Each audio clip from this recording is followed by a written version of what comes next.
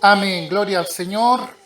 En estos últimos programas hemos venido leyendo el Salmo 46, ¿verdad? Que como hemos dicho, es un salmo que comienza hablando acerca de las turbulencias, de la tierra que se remueve, de los montes que se traspasan al mar embravecido, pero que dentro de todo eso dice que Dios es nuestro amparo y nuestra fortaleza.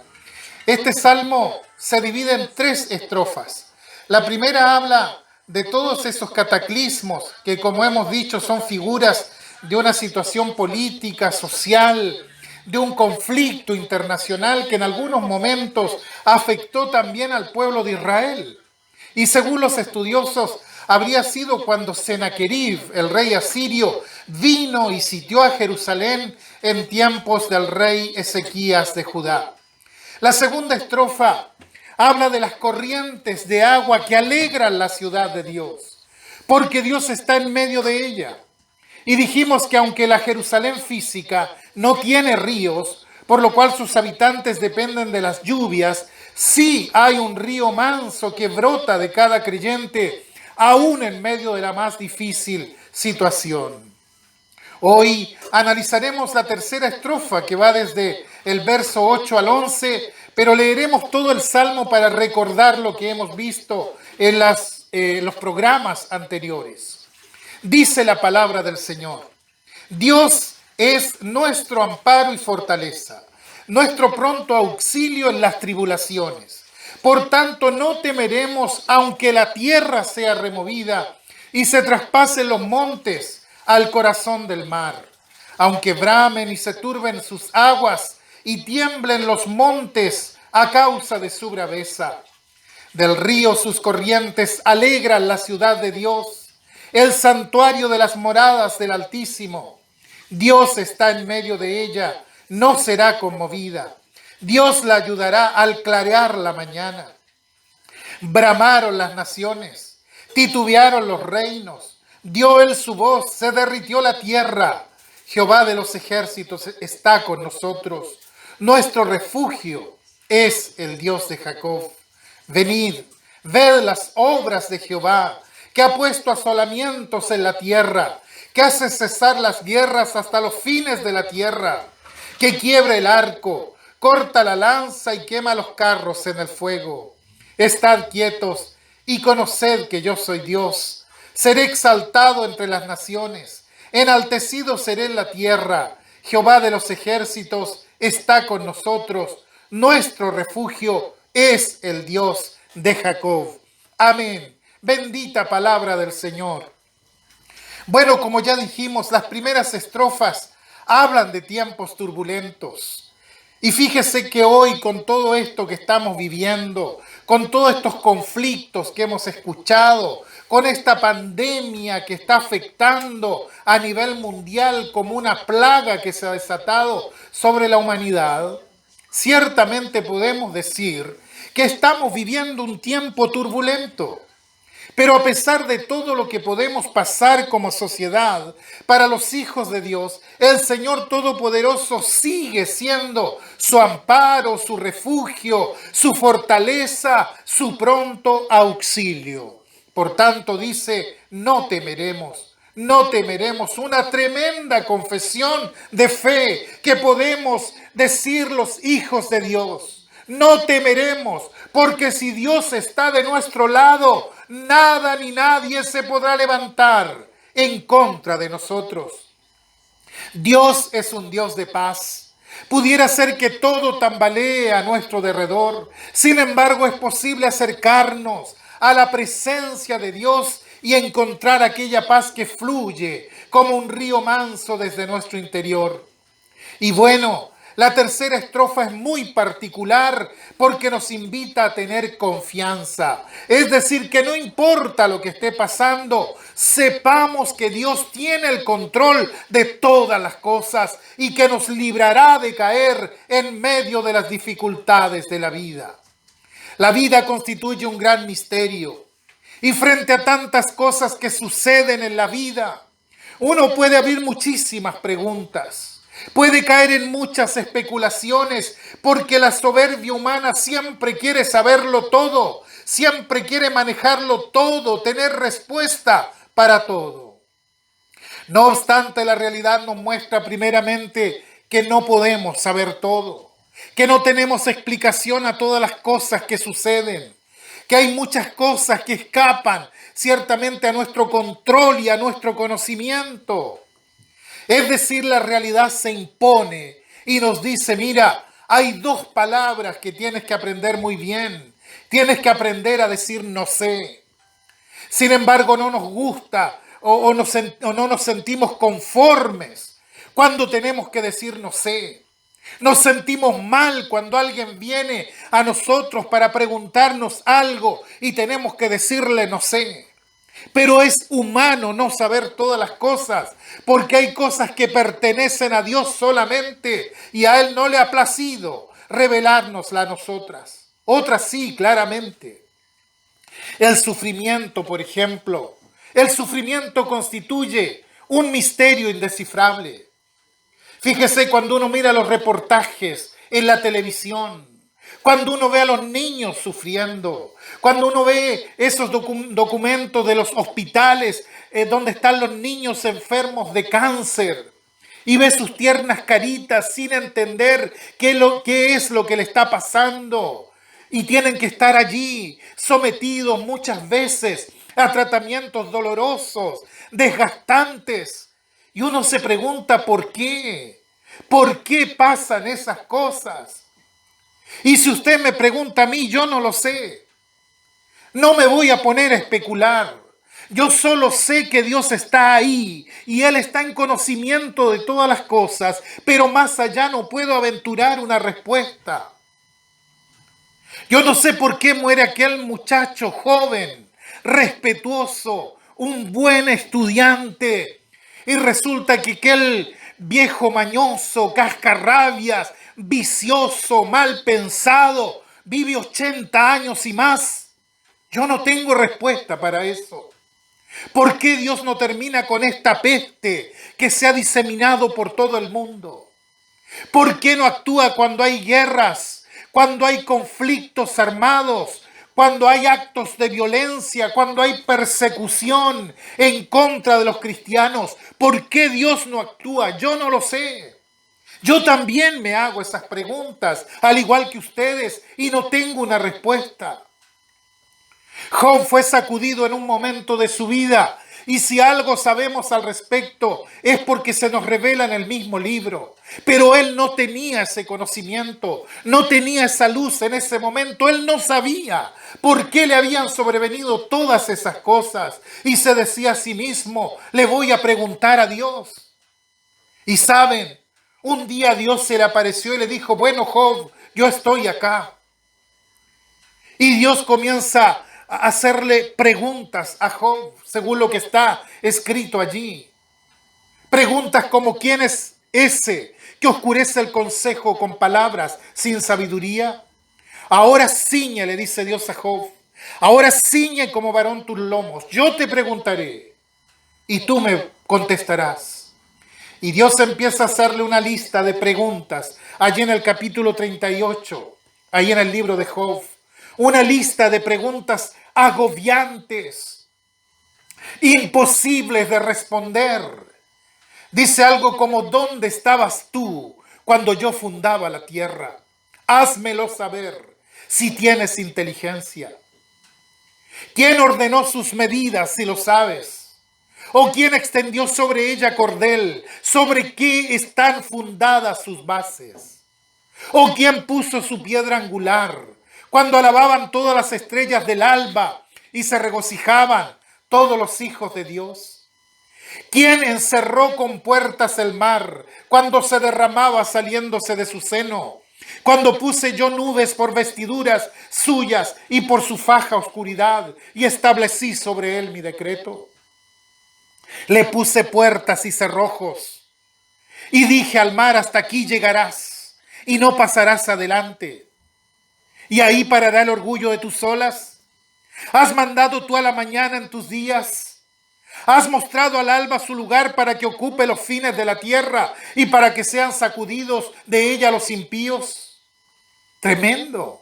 Y usted puede seguir leyendo hacia abajo porque esto continúa.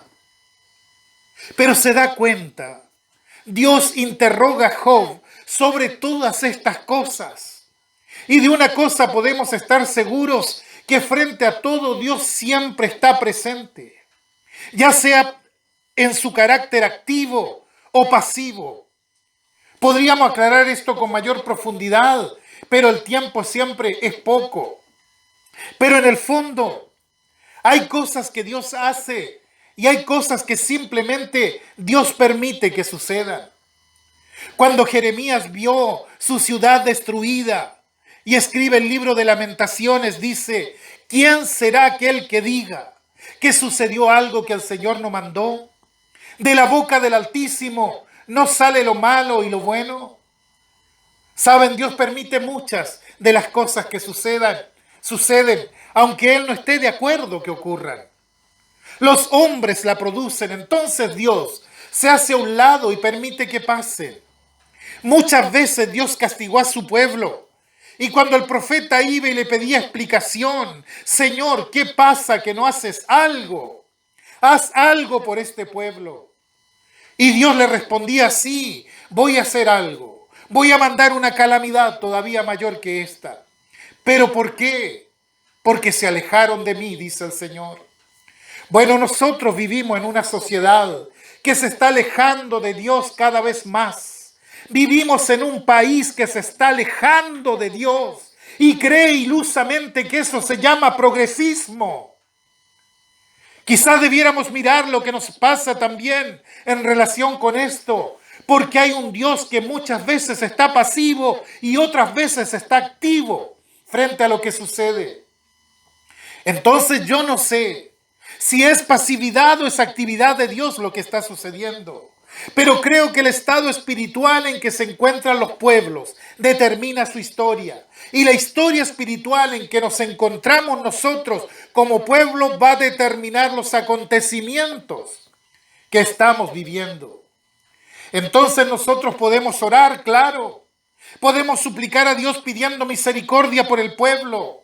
Podemos pedir que se aleje la pestilencia y todo lo demás. Pero resulta que hay una cantidad de gente dañina, de ladrones, de corruptos en los círculos de poder que vienen y arrasan con todo, que no respetan nada. Y nosotros venimos a Dios y pedimos: Señor, bendiga a este pueblo, discúlpeme. Pero ¿no vemos alguna contradicción en esto? Quizás debiéramos pensar mejor las cosas, hermanos. Creo personalmente que Dios tiene carácter. A veces es pasivo y a veces es activo.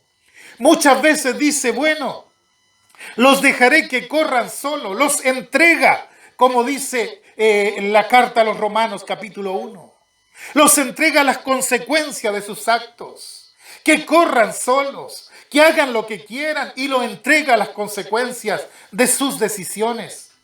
Pero hay otros casos en que actúa su carácter activo y entonces determina él ciertas sanciones efectivas para los pueblos y naciones. El hombre natural, es decir, el hombre que no ha conocido de Dios, es como viene de fábrica nada más. El hombre sin fe, él no quiere que Dios sea Dios, porque él quiere ser Dios de él mismo. No desea que Dios sea Dios porque Él quiere ser Dios. Él quiere estar en el centro y en el control de todo. Pero la Biblia dice que Dios es Dios. Como dice aquel precioso himno que cantábamos antaño: Dios, tan solo Dios. No obstante, cuando yo quiero ocupar el lugar de Dios, entonces no quiero que Él sea Dios. No quiero que Él mande todas las cosas, pero resulta que Dios es Dios. Nos guste o no nos guste, Dios es Dios. Y el que no entiende que Dios es Dios, enjuicia a Dios, se rebela contra Dios, despotrica contra Dios. Pero el creyente, el hombre de corazón humilde y sensible, frente a muchas cosas que suceden, tiene la capacidad de levantar la voz y decir: yo no sé. Yo no entiendo, pero algo sé. Sé que Dios está allí. Sé que Dios está allí.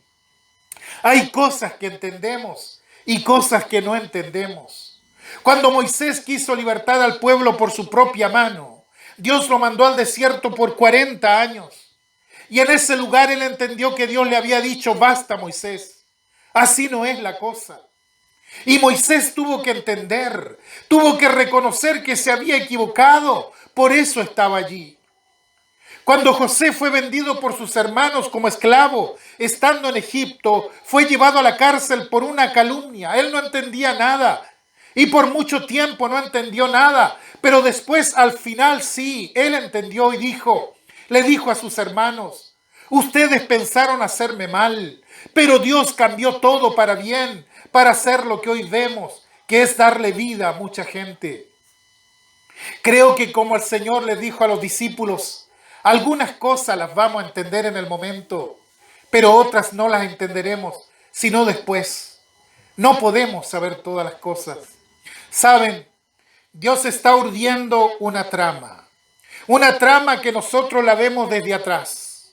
Cuando usted ve una trama, ve un bordado desde atrás, usted no lo entiende. Hasta que lo da vuelta, ahí entiende qué es lo que hay ahí. Bueno, Dios urde una trama que nosotros no entendemos, pero Él sí sabe lo que está haciendo. Cuando podamos mirar la parte desde adelante, nos daremos cuenta que todo tenía sentido. Yo miro la trama de la vida desde atrás y por eso muchas veces no entiendo. Pero el que está dibujando es el que está arriba y el que está viendo la trama. Y él sabe, Dios sabe por qué urde esa trama y cómo lo está haciendo.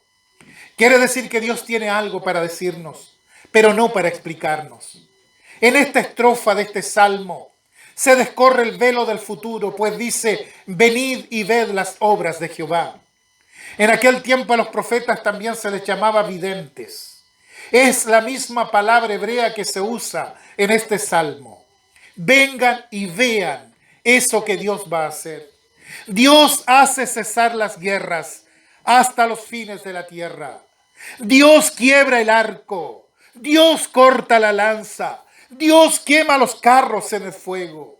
Vean esto por adelantado, porque al final esto es lo que va a suceder. Isaías lo va a decir también. Va a decir que en algún momento cuando Dios intervenga, allí en el capítulo 2, verso 4, dice, y juzgará entre las naciones, y reprenderá a muchos pueblos, y volverá su espada en rejas de arado, y sus lanzas en hoces. No alzará espada nación contra nación, ni se adiestrarán más para la guerra. ¿Qué quiere decir? Que el hombre ya no se va a dedicar a la violencia, que va a llegar un día en que ya eso no va a ocurrir, pero eso va a ocurrir cuando Dios intervenga en la historia. Venid y ved. Es un llamado a que miremos juntos el futuro. Dios al final actuará y hará cesar la guerra y quebrará las armas y quemará los carros y llegará el momento de la paz de Dios para aquellos que le siguen, únicamente para aquellos. Y usted dirá, y mientras no llega ese día, ¿qué podemos hacer? ¿Qué podemos hacer mientras tanto? El Salmo 46, verso 10 dice, estad quietos y conoced que yo soy Dios. Seré exaltado entre las naciones, seré enaltecido en la tierra. Estimado, ¿está usted perplejo por algo que sucede? No huyas de la presencia de Dios. Solo calla y espera en el Señor. Guarda silencio ante el Señor y espera en Él, dice el Salmo 37. ¿Estás peleado con Dios?